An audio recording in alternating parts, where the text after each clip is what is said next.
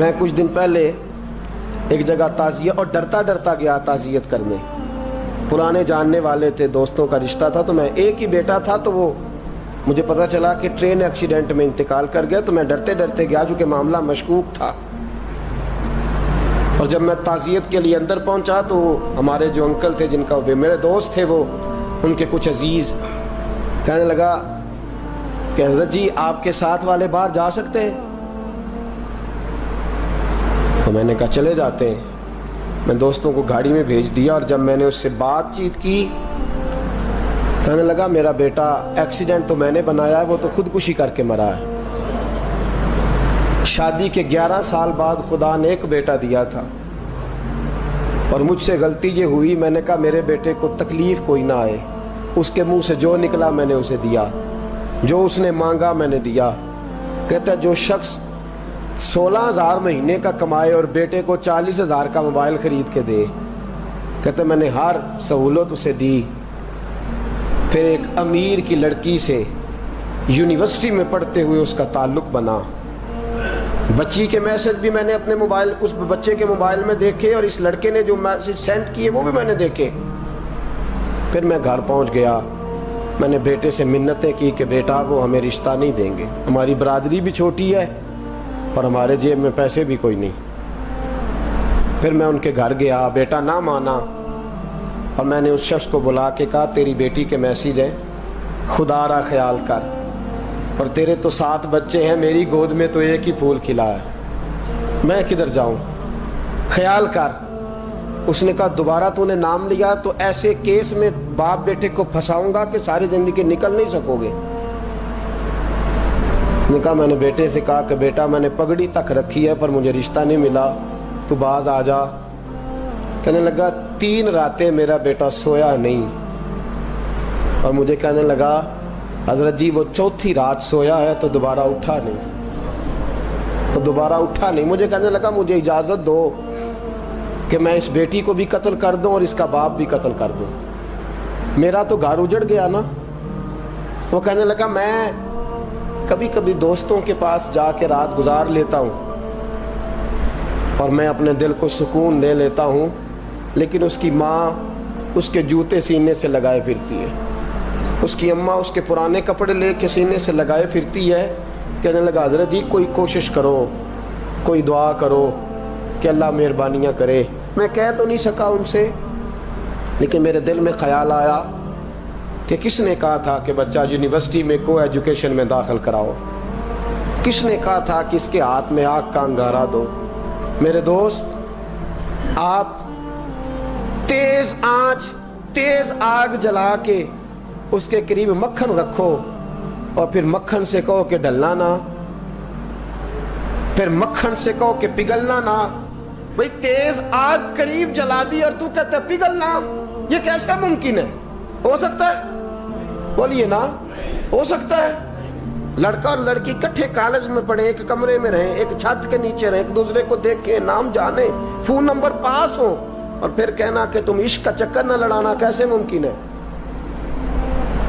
اور بڑے سیانے بندے کہتے ہیں حضرت صاحب اعتماد ہونا چاہیے اولاد پہ. میرے نبی پاک کو اپنی بیویوں پہ اعتماد نہیں؟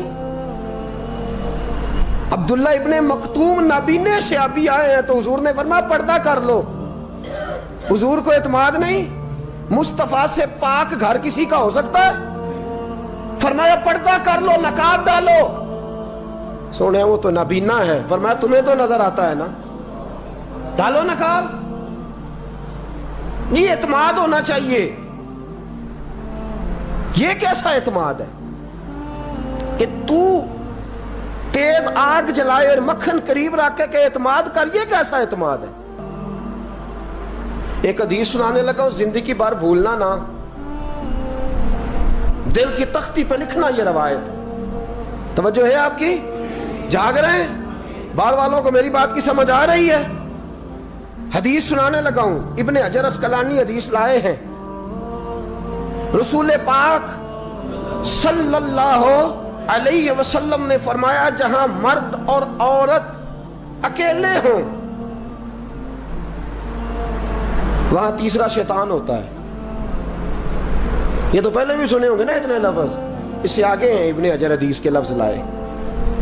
یا رسول اللہ صلی اللہ تعالی علیہ وسلم، مرد اور عورت اکیلے ہوں تو تیسرا شیطان ہوتا ہے؟ حضور نے فرمایا ہاں. عرض کی حضور اگرچہ وہ نیک ہو، جاگ رہے ہیں نا آپ لوگ، اگرچہ وہ جہاں مرد اور عورت اکیلے ہوں وہاں تیسرا شیطان ہوتا ہے. حضور اگر وہ نیک ہو لکھ لو دل کی تختی پر.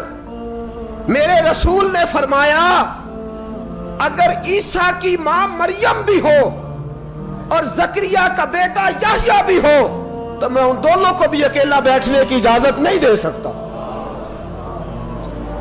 فرمایا عیسیٰ کی ماں مریم جو رہی مسجد میں، پلی مسجد میں، جس کی پاکیزگی کا اعلان قرآن کر رہا ہے، عیسیٰ کی ماں مریم.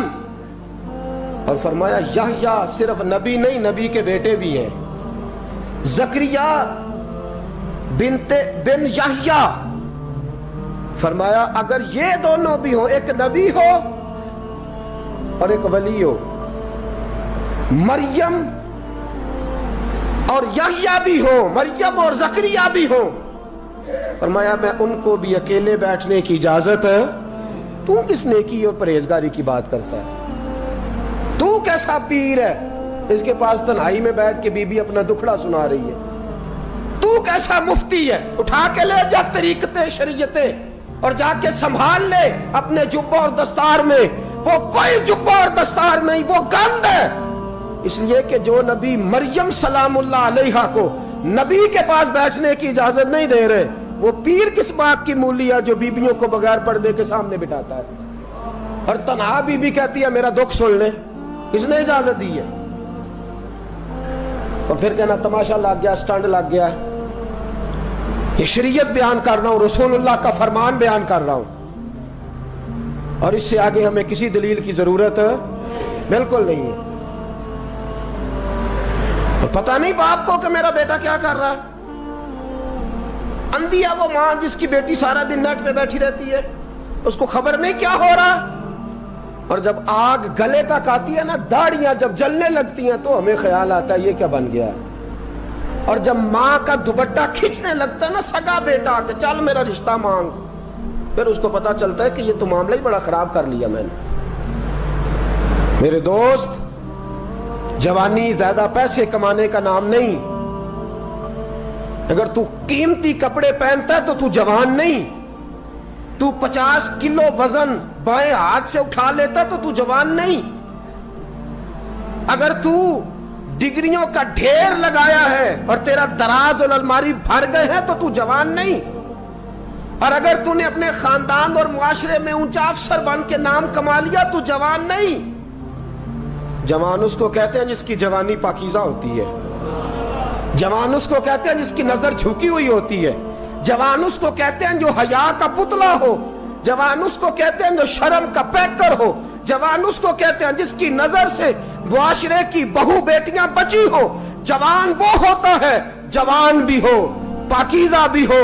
جوان وہ ہوتا ہے کہ میرے رسول پاک نے فرمایا صبح قیامت اللہ عرش کے سیدھے جانب جوان کھڑا کرے گا. 30 سال کا جوان، چڑھتی جوانی، خوبصورت آنکھیں، روشن چہرہ، اس کا وجود طاقت والا. نبی آگے بڑھ کے پوچھیں گے یا اللہ یہ کون ہے جو تیرے دائیں جانب کھڑا ہے؟ اللہ فرمائے گا یہ وہ جوان ہے کہ خوبصورت عورت نے اسے کہا تھا میرے ساتھ منہ کالا کر لے، پر اس نے نظر جھکا کے کہا تھا انی اخاف اللہ. نہ بھائی میں تو اپنے اللہ سے ڈرتا ہوں. فرمایا یہ پاک جوانی والا ہے، یہ حاجی نہیں، نمازی نہیں، یہ ولی نہیں، یہ صوفی نہیں، یہ وہ نہیں جو غوث زماں ہو، قطب دورہ ہو، پیر طریقت نہیں، مفتی وقت نہیں. یہ خالی جوان ہے پر پاک جوانی لے کے آیا ہے. یہ خالی جوان ہے پر پاکیزہ جوانی لے کے آیا. یہ خالی جوان ہے پر اس کی نظروں میں حیا بڑی ہے. یہ پاک، یہ کیا تماشا لگ گیا عشق کا چکر. اور آج جتنی مصیبتیں کھڑی ہوئی ہیں اس عشق مجازی کے روگ نے کھڑی کر دی ہیں. ہر جوان.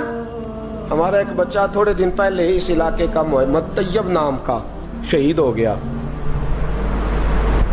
وہ ایک کونے میں رہنے والا, ایک محلے میں ایک چھوٹے سے کونے میں رہنے والا بچہ تھا نا. میرے ساتھ دوست موجود ہیں. صبح سے لے کر ساری رات میں افسوس کرتا رہا میں جنازے میں کیوں نہیں گیا, میں جنازے میں کیوں نہیں گیا.